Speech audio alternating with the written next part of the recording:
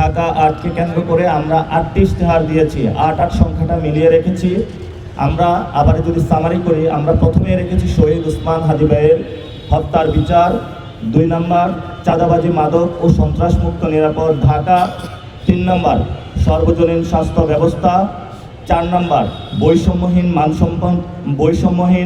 মানসম্মত ও নিরাপদ শিক্ষা ব্যবস্থা, 5 নম্বর কর্মসংস্থান ও দক্ষ জনশক্তি বৃদ্ধি নিশ্চিতকরণ, 6 নাগরিক বান্ধব ও জনদুর্ভোগ মুক্ত ঢাকা 8, 7 আগামী প্রজন্মের জন্য ঢাকা 8, জনতার এমপি জনতার সেবক।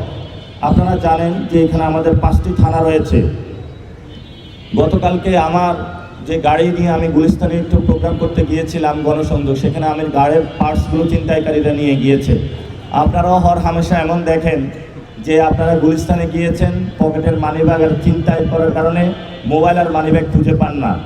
মতিঝিলে আপনারা যাবেন, যেটা আমাদের একটা ফাইন্যান্সিয়াল হাব, সেখানে দেখবেন যে কী অব্যবস্থাপনার মধ্য দিয়ে রয়েছে, ময়লা রয়েছে এবং হাই স্পিডের ওয়াইফাই নেই সেখানে।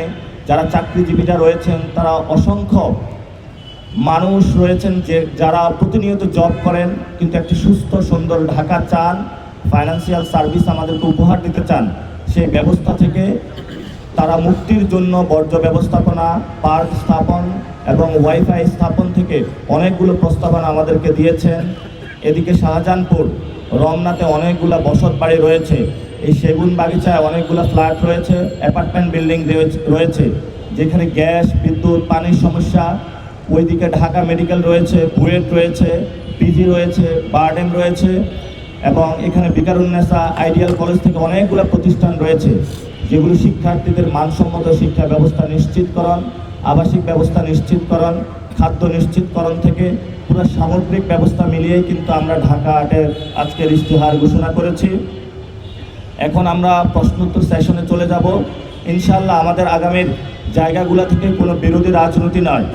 আমাদেরকে সবাই উপদেশ দিয়েছেন যে প্রথমে যখন আমি ক্যাম্পেইন শুরু করেছিলাম, ওসমান হাদি ভাই যেভাবে ক্যাম্পেইন শুরু করেছিলেন সেইভাবেই আমাকে দিক নির্দেশনা এই ঢাকা আর্টের জনগণ দিয়েছিলেন। আমি ঠিক সেইভাবেই ফজর থেকে আসা পর্যন্ত প্রত্যেকটা মসজিদে গিয়েছি, অলিগলিতে যাচ্ছি। এরপরে আপনারা আমাকে উপদেশ দিয়েছেন কারো বিরুদ্ধে কোনো কথা বলার জন্য নয়। সিনিয়র সিটিজেন যারা মুরব্বী সমাজের আমাকে বলেছেন যে আমি ঢাকা আর্টে কি করব সেই বিষয়গুলো আপনাদের সামনে উপস্থাপন করার জন্য আজকে আমি আপনাদের সামনে উপস্থাপন করলাম। আমি এমপি হলে পার্লামেন্টে আইনের মাধ্যমে এগুলো আরও বাস্তবায়ন করার চেষ্টা করব। আর যদি এমপি নাও হতে পারি, আপনাদের জনগণের রায়ে ইনশাআল্লাহ আপনাদের রায়কে সম্মান জানিয়ে আমাদের যে আজাদির লড়াই এবং জনগণের সাথে কানেক্টেড থেকে জনগণের মুক্তির জন্য, জনদুর্ভোগ থেকে মানুষকে স্বাধীন করার জন্য যে লড়াই ইনশাআল্লাহ আমরা চালিয়ে যাব। আমাদের এই লড়াই আমৃত্যু বাংলাদেশ যতদিন না পর্যন্ত সুন্দর এবং সার্বভৌমত্ব, আধিপত্যবাদ মুক্ত, ফেসিবাদ মুক্ত একটি বাংলাদেশ প্রতিষ্ঠিত না হবে, ততদিন পর্যন্ত আমাদের এই লড়াই ইনশাআল্লাহ চলবে। আমরা এখন প্রশ্নোত্তর সেশনে চলে যাব। আপনারা যে যে প্রশ্নগুলো করতে পারেন